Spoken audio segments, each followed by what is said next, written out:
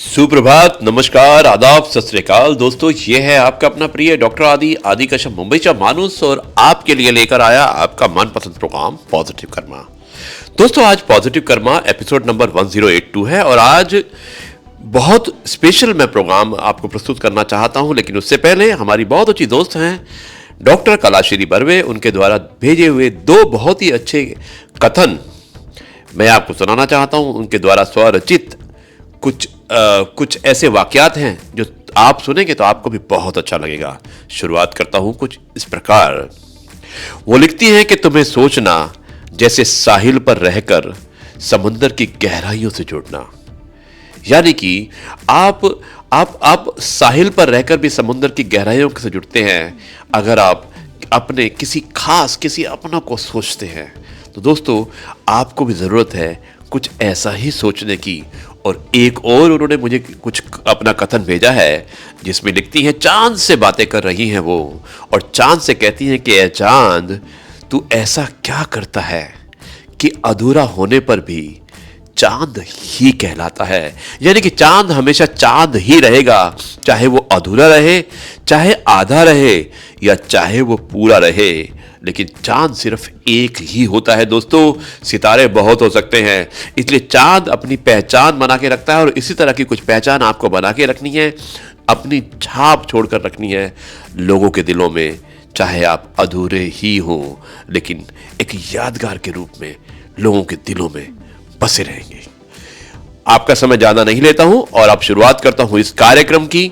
आज का जो डॉक्टर आदि विशेष कुछ अलग हो जाए, उसका शीर्षक है बहू से बन गई बेटी और इसको भेजने वाली है उमा रानी। जाइएगा मत, सुनाता हूं इस कहानी को। मुझे उम्मीद है कि आपको ये कहानी भी अवश्य पसंद आएगी। जी हाँ दोस्तों, आज की कहानी है बहू से बन गई बेटी। भेजने वाली है उमा रानी और कहानी की शुरुआत करता हूं कुछ इस प्रकार। रोज सुबह घूमने जाने वाले संपत जी आज अभी तक सो रहे थे। उनकी बहू ने यह सोचा कि उनकी तबीयत ठीक नहीं होगी। कमरे की सफाई के दौरान बहू के हाथ से तिपाई पर रखा उनका चश्मा फर्श पर गिर गया, जिसे फिर तिपाई पर रखते समय उसने देखा कि चश्मे के दोनों कांच फ्रेम में नहीं है, जबकि कल रात खाना खाते वक्त उनके चश्मा लगा हुआ था। एक नए खर्च की आगात जानकर उसे ससुर पर गुस्सा तो आया, पर उसने उसे दबा लिया और अपने काम में लग गई। 75 साल के संपत जी का बेटा हृदयघात यानी कि हार्ट अटैक से भरी जवानी में चल बसा। उसके साल भर बाद ही कैंसर पीड़ित उनकी पत्नी परलोक सिधार गई। उसके इलाज पर उनकी सारी जमा पूंजी खर्च हो गई और वो गरीब की श्रेणी में आ गए। रह गई विधवा बहू और वे। जवानी में विधवा हो जाने के महादुख ने बहू को बहुत गुस्सैल बना दिया था। वो खुद बीमारी के कारण कुछ रोजगार करने की स्थिति में नहीं थे। उन्हें सरकार से मात्र 300 रुपये पेंशन मिलती थी जो उनकी दवाइयों पर खर्च हो जाती थी। उनकी बहू सिलाई करके घर की गाड़ी अकेले खींच रही थी। कल सुबह सैर के लौटते समय ये ठोकर खाकर गिर गए थे और चश्मा झटके से निकलकर वहां पड़े पत्थर से जा टकराया था, जिससे चश्मे के दोनों कांच चकनाचूर हो गए थे। उन्होंने चश्मे का फ्रेम उठाकर पहन लिया। उन्हें अपनी गुस्सैल बहू का डर जो सता रहा था। 4 दिन पहले उसके हाथ से कांच का गिलास गिरकर टूटने पर बहू ने बड़ी से बड़ी डांट दे दी थी। उसे पता था कि चश्मे के टूटने का पता लगने पर उन्हें खूब डांट पड़ेगी, इसलिए उन्होंने फ्रेम को ही पहन लिया। उन्होंने सोचा कि 2 दिन बाद पेंशन मिलने पर नए कांच लगवा लेंगे और बहू को कांच टूटने का पता भी नहीं चलेगा और वो अपनी दवाई आदि ही खरीदेंगे।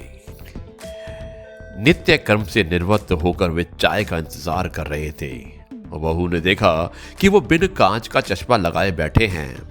बहू ने पूछा, बाबूजी, आपने बिन कांच का चश्मा क्यों लगा रखा है? वो हड़बड़ा गए। उनसे बहू के इस अप्रत्याशित प्रश्न का उत्तर देते नहीं बन पाया। वो घबराहट के मारे हकलाने लगे और उनकी घबराहट से बहू का दिल पसीज गया। उसने अपनी आवाज नरम करते हुए कहा कि बाबूजी डरो नहीं, मैं आपके दुश्मन नहीं हूं। मुझे बताओ, आपका चश्मा कब और कैसे टूटा? बाबूजी बोले, कल सैर से लौटते वक्त ठोकर खाकर मेरे गिरने से चश्मा निकलकर पत्थर से टकरा गया था और दोनों कांच टूट गए। बहू ने फिर पूछा, फिर चश्मे के फ्रेम को आप दिन भर क्यों लगाए रहे थे? बाबूजी बहुत ही झिझकते हुए बोले, चश्मा टूटने का पता लगने पर पड़ने वाली तुम्हारी डांट से बचने के लिए। बहू ने फिर पूछा, आप इस बात को कब तक मुझसे छिपाए रखते? एक दिन तो मुझे पता लगना ही था। वो बोले, 2 दिन बाद जब मुझे पेंशन मिलती तो अपनी दवाई आधी खरीद कर बचे हुए रुपयों से चश्मे के कांच लगवा लेता और तुम्हें पता ही नहीं चलता। उनकी मासूमियत भरी बातें सुनकर बहू भावुक हो गई और उनसे लिपट कर बोली, अरे आप मेरे से इतना डरते क्यों हो? मैं तो आपकी बेटी जैसी हूं। मेरे पिता इस दुनिया में नहीं हैं। अब आप ही तो मेरे पिता की जगह हैं। इस घर में हम 2 ही प्राणी हैं। यदि हम एक दूसरे का सुख दुख नहीं बांटेंगे तो हमारा जीवन कैसे बीतेगा? बहू का यह दयालु रूप देखकर उन्होंने कहा, तुम मेरी बेटी जैसी हो तो मैं तुम्हारे पिता जैसा हूं। पिता अपनी बेटी के भविष्य का भी ख्याल रखता है। बेटी, मेरे जीवन का संध्या काल चल रहा है और मैं बीमार भी हूं। मेरी मौत कभी भी आ सकती है।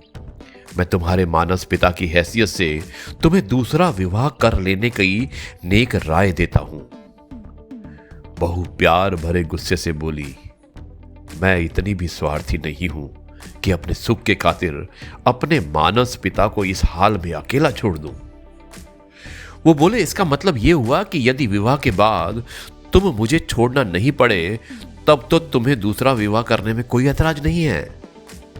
बेचारा विवेक मुझे कई दिन से तुम्हें और तुमसे विवाह की बात चलाने को कह रहा था, पर तुम्हारे गुस्से के डर से मेरी हिम्मत ही नहीं हुई।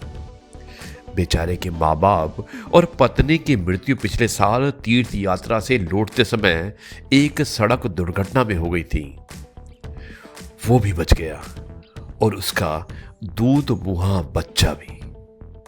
अगर विवेक से शादी कर लोगी तो बेचारे बिन मां के मासूम बच्चे को मां की ममता मिल जाएगी और तुम्हें और विवेक को नया जीवन साथी। विवेक मुझे भी रखने को तैयार है। बहू बोली, अब जब आप मेरे पिता बन चुके तो आपकी अवज्ञा मैं कैसे कर सकती हूं? पर पहले अपने इस टूटे चश्मे के कांच को तो डलवाओ। उसने उन्हें 100 रुपये देते हुए कहा। उन्होंने कहा, मैं कांच डलवा कर विवेक को यह खुशखबरी सुनाने तथा विवाह की रस्म आज ही पूरी करने के लिए कहता हूं और आते वक्त शास्त्री जी को भी बोल देता हूं कि शुभ काम में देरी क्यों। संपत जी ने अपनी समधन शांति जी को भी बुलवा लिया। शाम तक विवेक अपने बच्चे के साथ पहुंच गया। समधन और शास्त्री के पहुंचते ही शादी की रस्म बिना किसी ताम झाम के घंटे भर में संपन्न हो गई। शास्त्री जी ने शगुन के तौर पर केवल 11 रुपये ही दक्षिणा ली थी, ये कहकर कि ये आदर्श शादी करवाकर कुछ पुण्य उन्होंने भी तो कमाना है। ये जाने लगे तो बहू ने उन्हें रोकते हुए कहा, शास्त्री जी, अभी एक शादी और करवानी है। उन्होंने पूछा, किसकी? बहू बोली, मेरी विधवा मां और विधुर मानस पिता की। बहू की बात सुन संपत जी हक्के बक्के होकर अपनी मानस पुत्री की आश्चर्यचकित होकर उसको देखने लगे। वो बोले, तुमने इतना बड़ा फैसला मुझे बिना पूछे कैसे ले लिया? वो बोली, जब मैं आपका कहा मानकर दूसरी शादी कर सकती हूं तो आप मेरी बात कैसे टाल सकते हो? आप मेरे मानस पिता तो पहले ही बन चुके हो। अब मैं आपको अपनी मां का जीवन साथी बनाकर बाप बेटी का यह नया रिश्ता पक्का करना चाहती हूं। वो बोले, पर अपनी मां को तो पूछ लिया होता कि उसे यह शादी मंजूर है या नहीं। वो बोली, ये मैं आपके सामने अब पूछ लेती हूं। और अपनी माँ से बोली, माँ, मेरे सगे पिता तो अब मुझे नहीं मिल सकते। क्या तुम ये शादी करके मुझे नए पिता के प्यार से वंचित रखना चाहोगी? माँ भावुक होकर बोली, बेटी, खुशी, तेरी खुशी में तो मेरी खुशी है। मुझे मालूम था कि तुम्हें मेरा अकेलापन खटकता है, पर तुम मजबूर थी। आज तुम्हें मेरा अकेलापन दूर करने का मौका मिल गया है। तुम दुनिया की पहली बेटी हो जो अपनी माँ की शादी करवा रही हो। अब तुम अपने नाम के अनुकूल दूजों को खुशी बांटती हो। माँ के इतना कहते ही खुशी खुशी के मारे बच्चे की तरह उछल पड़ी। उसने अपनी माँ का हाथ अपने मानस पिता के हाथ में देकर उन्हें शादी की रस्म हेतु बैठा दिया और घंटे भर में वो दूसरी शादी भी संपन्न हो गई। जब शास्त्री जी दूसरी शादी की दक्षिणा लिए बिना जाने लगे तो खुशी ने कहा कि शास्त्री जी, दक्षिणा तो लेते जाओ। शास्त्री जी बोले, एक शादी पर दूसरी मुफ्त। और उनकी इस बात पर दोनों नव दंपत्ति खुलकर हंस पड़े। बहुत समय बाद उन्हें यह हंसी नसीब हुई थी। इन दो शादियों से जहां 4 लोगों को नया जीवन साथी मिला, वहां एक छोटे बच्चे को मिली नई मां। बच्चा वैभव अपनी नई मां की गोद में बैठकर मीठी तुतलाती बोली से बातें करके सबको खुश कर रहा था। एक छोटी सी घटना ने एक गुस्सैल बहू को प्यारी बेटी में बदल दिया और अब उस घर में संपत्ति, शांति व खुशी के साथ विवेक और वैभव भी था। नजर क्या बदली, नजारे ही बदल गए। दोस्तों, ये थी कहानी। कैसी लगी ये कहानी आप अवश्य लिखिएगा, जिसका शीर्षक था बहू से बन गई बेटी, और इसको भेजने वाली थी उमा रानी। अब मैं इस कार्यक्रम को यहीं पर समाप्त करता हूं और कल आपसे एक बार फिर मुलाकात होगी कुछ नई बातों के साथ। तब तक के लिए कहता हूं जय गुरु जी, शुक्राना गुरु जी। जी हाँ दोस्तों, कैसी लगी ये कहानी? मुझे उम्मीद है कि ये कहानी पसंद आई होगी, जिसमें देखा होगा कि आपने एक बहू अपने ससुर जी को पिता के समान मानती है और ससुर उस बहू को बेटी के समान मानता है, और कैसे एक दूसरे के लिए पूरक सिद्ध होते हैं। आपको ये कहानी कैसी लगी आप मुझे अवश्य लिखिएगा। 9833880402 मेरा व्हाट्सएप नंबर है। इंतजार होगा आपके कमेंट्स का और आपकी प्रतिक्रिया का। अब मैं इस कार्यक्रम को यहीं पर समाप्त करता हूं और कल आपसे एक बार फिर मुलाकात होगी। तब तक के लिए कहता हूं जय गुरु जी, शुक्राना गुरु जी।